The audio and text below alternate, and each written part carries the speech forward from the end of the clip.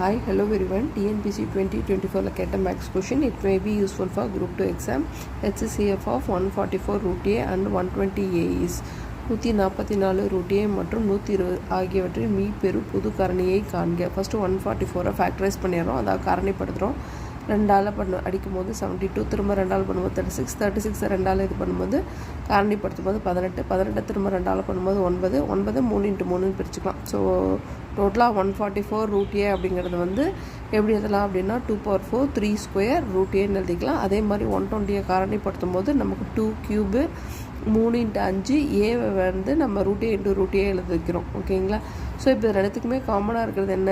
ஒரு 3 வாட்டி 2ம் ஒரு 3ம் ஒரு ரூட் ஏ மட்டும்தான் காமனாக இருக்குது. ஸோ அதை எடுத்து தனியாக எழுதிட்டு பெருக்குங்க, 24 ரூட் ஏன்னு வரும். ஓகேவா? அதுதான் நமக்கு தேவையான HCF ஆப்ஷன் ஏ. ஒருவேளை இதுலேயே எல்சிஎம் கேட்டிருந்தாங்க அப்படின்னா